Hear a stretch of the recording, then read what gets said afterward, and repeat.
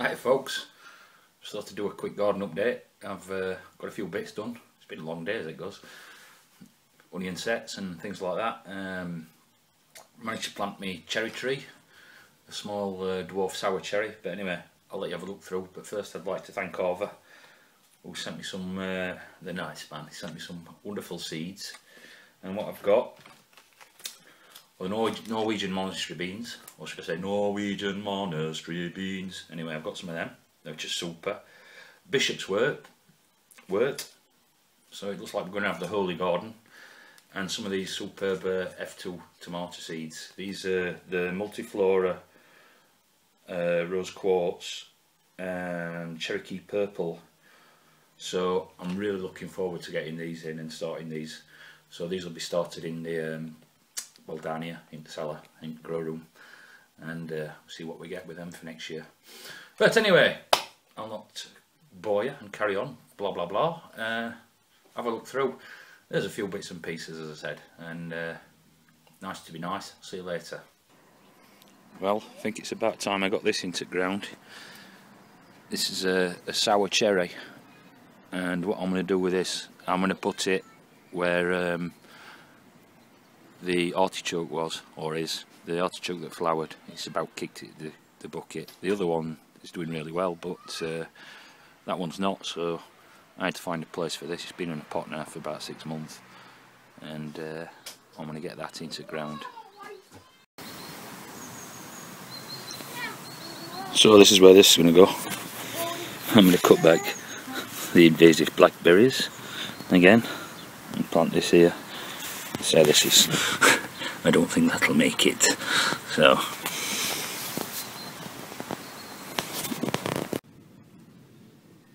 And it looks like this bed's got a good worm population. Look at the worm castings on top. Interesting to see soil difference. I've scraped all the top back a bit so I don't get all wood chips in, but you can see what the original undersoil's like. Although I'll dig it all a bit big and chuck some compost in there with it. Hopefully get a good start.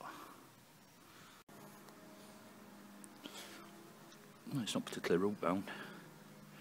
I did pot it up though when I bought it.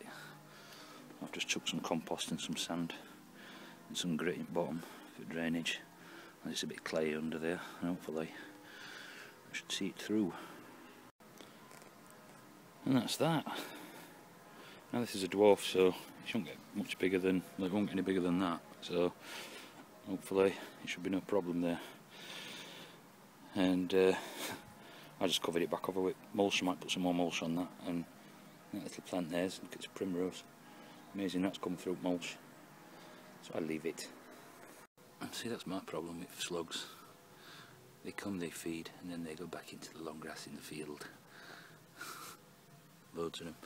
There's a load there in the bottom of this artichoke, but as you can see, this artichoke's doing well. I hope the rootstock survive the winter, and next year we'll get some artichokes. But with these slugs here, I'm going to go and get my snippers and have a little chop and get rid of them for good. So, onion sets. Now, I weren't going to do this, but what I'm going to do, I found these they were cheap. But the winter onions, so you can see that. Can you focus? September, October. September setting, 2 to 2.5 square metres. I'll pick the best ones out, and that's 2 to 3 metres. These are supposed to be large. The funny thing about onions, the onions that failed at the beginning of the year, they've come up now. I will give you a look at them, but these are going where my beans were, or where my beans are. I'm going to put these in and find enough space to put them in and over for winter, and hopefully we'll have some nice onions next year. And this is where I'm going to put them onions. I'm still getting some beans off here. A lot of them, these are a bit gone now, but I might actually save some seeds off them. But these are where they're going. These are yellow beans. These are quite nice actually. These blue hilda have climbed right over the top of here. But I'll get some onions down there on the other side of this stuff. And I'll show you what I mean about them other onions.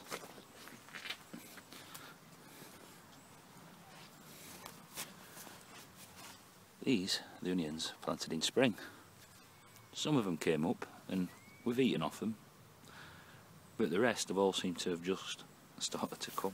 Look, more slugs, nematodes next year.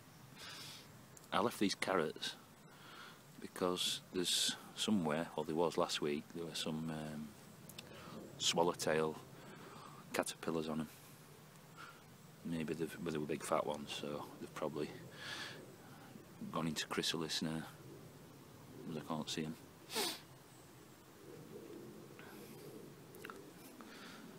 By the way, that's the ring collards.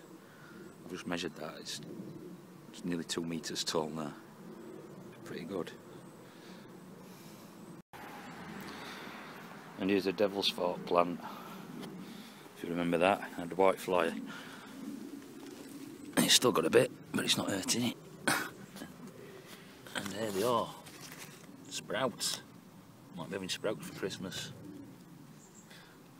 Well, I might not be, but I'm sure my wife will. Tomatillos. These are ripening up now. The little yellow ones. Quite like these. Never tasted them before I grew them this year, so quite like them. Sweet. And these are black and red currants that I did cuttings last year. I'm just waiting for them to drop the leaves and go into dormancy. These are black currants, ones with leaves still on, ones with no leaves are the red currants. They drop the leaves first. I'm going to wait for them to go into dormancy and then I'm going to transplant them around the border at garden. A fruit border, so to speak. I think out at 1, 2, 3, 4. I've got about 8 plants out of 10. These two didn't make it. But I got 8 out of 10, so that's not bad. Good percentage. That's something you don't see every day, look. The mutant kohlrabi. Oh, but it's like a piece of rock now.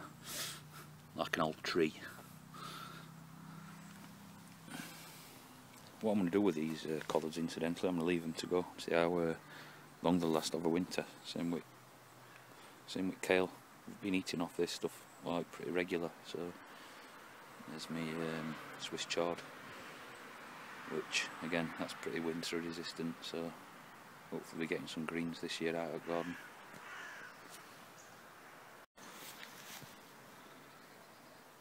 What's left at cornflowers and seed pods.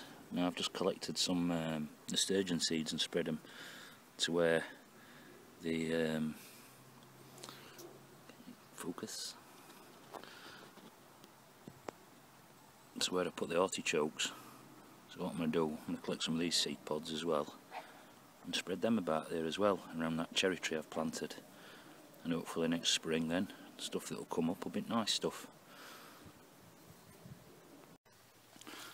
I have mouse melons that are ready. I did try one, it didn't seem to have much of a taste, but I'll leave them a little bit longer. Hopefully this weather what we're having will keep coming for a while. It's been up into like, well, 25, 26 C, which is unseasonably warm, but we did have a rubbish summer. We'll see what we get for winter, but I'm quite pleased that I got them in end. I just transferred them into here and they've ripened up. I did put some basil in here as well. Rest of patty pan, squash. I've just mulched that all up. What I'm going to do over winter with this, I'm going to try and get some lettuce and stuff growing in here. But next summer I'll have a roof over that and that'll be another tomato place, because I've got some wonderful tomato seeds which I'll show you. Well, you've already seen them, so this is where some of them are going.